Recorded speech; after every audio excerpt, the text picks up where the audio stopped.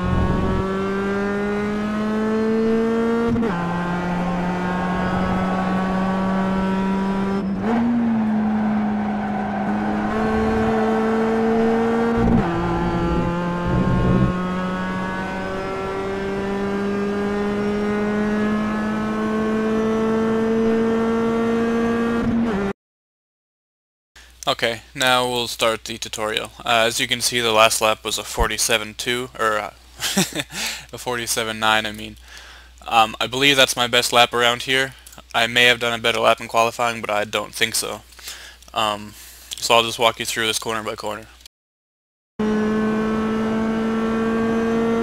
Going up into turn 1, I just want to say I used to shift before the start-finish line, maybe right at the start-finish line, but I think it's quicker to let the gears wind out and then shift right before the rev limiter up into 5th.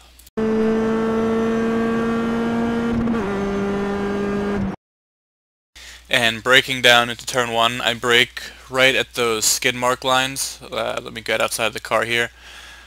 You can see right here those lines start, and as soon as I get to those, that's when I start braking. I find it's a better braking point than trying to look to the left over here, looking for a braking point on the fence or that booth over there. Go back into the cockpit. So I brake there, and I immediately downshift 4 and then into 3. And I'm still on the brakes right until I get to the apex pretty much. And before I get to the apex, I let it coast for a little bit, and back onto the throttle right away, and getting a good clean exit. And I try to apex right in the middle of the turn, not too early, otherwise you'll track out too much and end up in the dirt.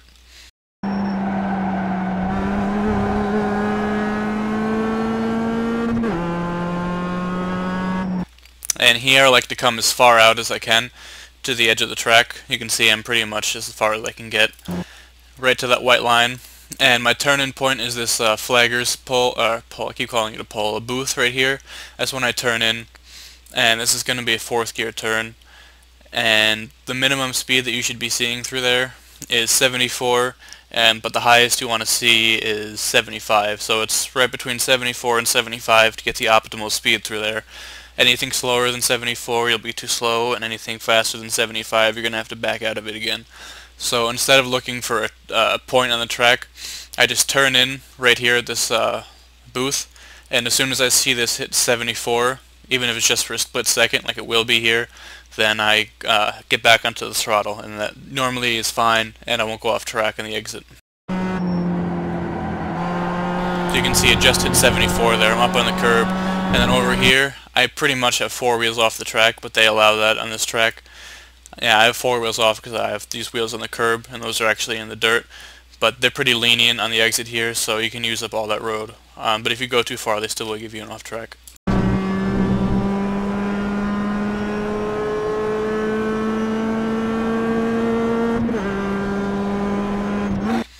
This is one of the hardest turns on the track, and of course, being the hardest, it's also one of the most important, as it leads on to the longest straight. So I like to brake just past the 100, maybe not so much the 75, more like 90. If there was a 90 board, I'd probably brake around there, and shift 4-3 and try to go for a late apex for a good exit. And getting on the throttle here is really important. Once you put your foot on the throttle, you really can't take it back off again. You'll sacrifice too much time. And that's pretty much true for any turn, but especially this one. Once you put your foot on the throttle, even if it's only a quarter of the way, don't take it off anymore. Just keep adding throttle. Don't take anything off. So that's where I brake. I guess it is closer to the 75 than I thought, but I'll let this play through. And I don't turn in until right here, which is...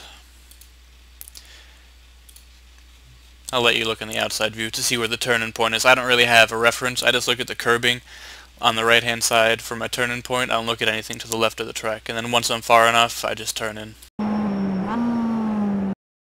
So that's where I turn in there. If you go back to the cockpit, you can see as soon as pretty much you can see these curbs and the exit, that's when I turn in. Apex relatively late, and the track out, you don't want to go use up all the road here because you'll sacrifice too much time going down the straight. You want to keep it pretty much right in the middle of the road for your track out. And the minimum speed through here should be 59 to 60 miles an hour. And see, I hit 59 for a second there, and then back up to 60.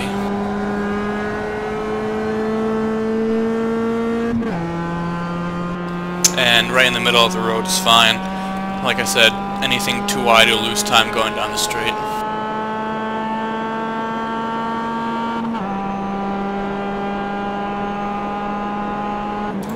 For this turn, if you're new to the track, or new to iRacing in general and MX-5, you can brake much later than you think you can. I used to brake all the way back here at the 100 board. You can brake halfway between the 100 and this flagger's booth here. So pretty much at the 75, you can brake for this hairpin, and then immediately shift. You're in 5th gear, so you want to go 5, 4, 3, and then down into 2nd gear. So it's a bunch of shifting and heel towing. But it's actually a really fun turn because I like braking. Just try not to hit the ABS. ABS will slow you down too much. So brake as hard as you can without the ABS. And if you're using a G27, the ABS kicks. When the ABS kicks in, the wheels start to shake. And that's how you know that the ABS is kicking in. So as soon as you feel that, just back off a tiny bit. I like to modulate the pedal a little bit, so you might see the braking over here, the brake and the red. You might see that fluctuate a little bit. That's just me trying to stay out of the ABS and getting the maximum braking as possible.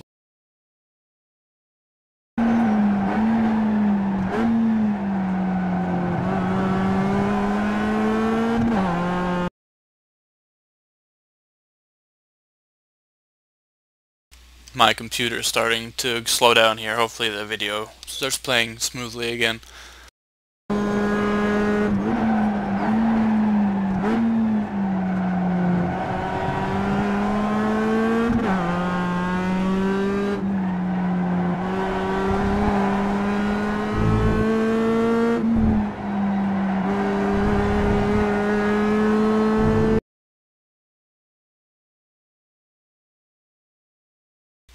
Alright, I think we're back to normal again. Sorry about that.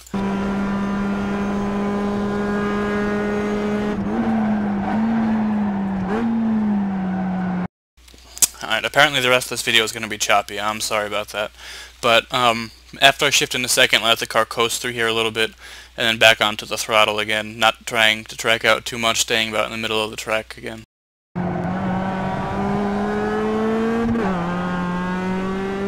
And here I come out as wide as I can, and I brake and turn in at the same time. It's important to brake really early for this turn, not too late, otherwise you'll get a lot of oversteer, and sometimes it'll even snap, and you lose a lot of time that way. And you can use up all the road on the track out here. Looks like the video's back. So I'm actually going to rewind this now that the video's back to normal. I'm sorry about that.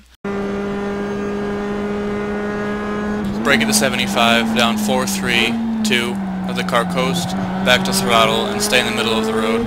Get out as wide as you can here, brake and turn in pretty much at the same time. But you're going to want to brake when you're still over here on the edge of the track and then turn in.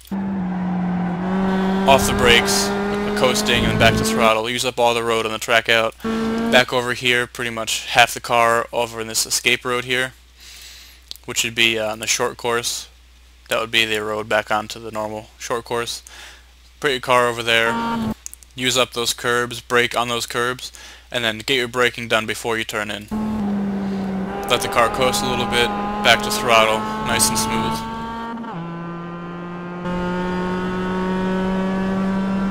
This next section is important. You could lose a lot of time here, you could also gain a lot of time here.